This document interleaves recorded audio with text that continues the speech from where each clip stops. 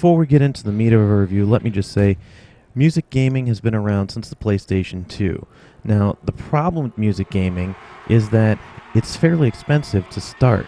The guitars for Guitar Hero usually run between $30 and $40. I've seen some as high as $70, depending on what you're looking to get for a guitar. Once you have your instruments, the games can be found fairly cheap since Blizzard has discontinued the Guitar Hero series. Guitar Hero 3 currently runs about $5 or less, depending on which used game store you're going to. That being said, it is a fairly inexpensive game to pick up once you have the instruments. Okay, now that you have your equipment, on to the meat of the game. It starts out pretty simple, with songs such as Hit Me With Your Best Shot and Slow Ride. Basically, you start out just playing the rhythm on guitar. There's not a whole lot of note changes, not a whole lot that actually requires you to move your fingers around the fretboard too much. That being said, eventually you'll move on songs like Bulls on Parade, and even near the end of the game, you play Metallica's One.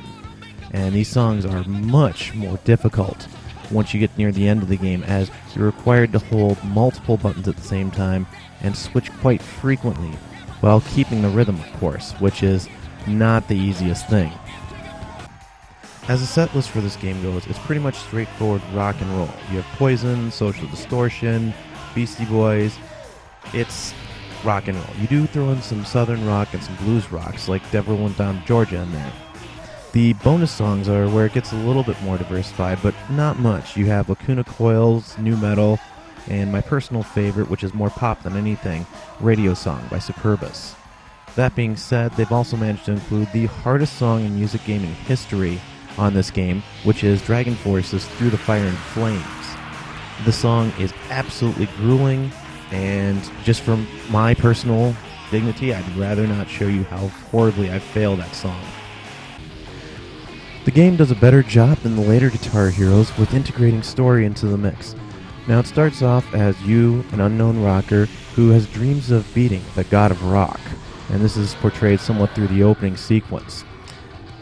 As you start, you play in small bars and lesser-known venues until you meet up with a record dealer named Lou. Lou has his own company, and he offers you fame, fortune, women, and all you have to do is sign a contract. This contract, as you find out later in the game, means you sold your soul to Lou, who turns out to be Lucifer. Now this is where I get a little nitpicky, as this game is an early PlayStation 3 title. That being said, it has several throwbacks from the PlayStation 2. If you notice, the singer has more of a robotic mouth. It just moves up and down. And while he's singing, he doesn't emote either. Later games, he actually will, his eyes will change as he's singing slow songs, or he'll get angry eyes when he's singing like a punk song. Depending on the mood of the song, he'll actually show it in his face. This one is very straightforward, which shows the PlayStation 2's limitations. And when it was ported over to the PlayStation 3 and 360, they didn't add much. However, they did add electricity when you hit star power, which is a welcome change versus just turning the set slightly blue as was done in the PlayStation 2 version. That being said, I also noticed that the drummer is pulsing his drum to the snare, not actually to the kick. So let's take a look at the characters. Now, you have your standard hardcore rockers like Axl, or your sexy performers such as Casey Lynch. There's a variety of mix in between there. And the character that I find that stands out the most is Midori, who, for some reason, they decided to throw a Japanese pop artist into a bunch of rock and roll songs. I also enjoyed the bonus rockers, such as Slash from Guns N' Roses and Tommy Morello from Rage Against the Machine. If you're looking for some downloadable love for your set list, there's 7 free songs pending on your console. Most of them are the guitar battles between you and a boss character. There's We Three Kings by Steve May, I Am Murloc, which is an ode to World of Warcraft, and the Top Gun anthem. The PlayStation 3 gets a little bit of love in the form of the God of War theme, while the 360 gets a theme to Halo. If you're looking beyond the freebies, there's additional songs by Metallica, they have Dragon Force, and they even have No Doubt. It all depends on what you're looking for and how you want to customize your set list. One of the problems I saw is that none of the bonus content could actually be used in the story mode of the game.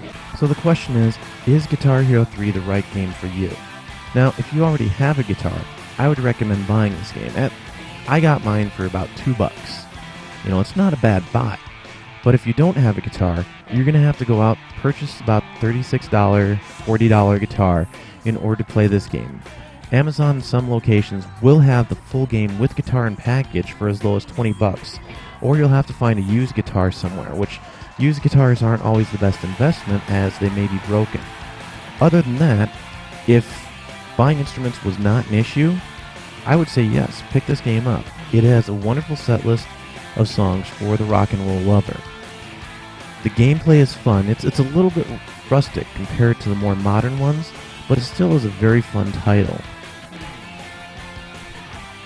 As a parent, I am very cautious with this game. This is not one I play much around my children, as there are some themes that I don't necessarily want to have to explain. For instance, in a couple of the areas, there are strippers dancing on poles.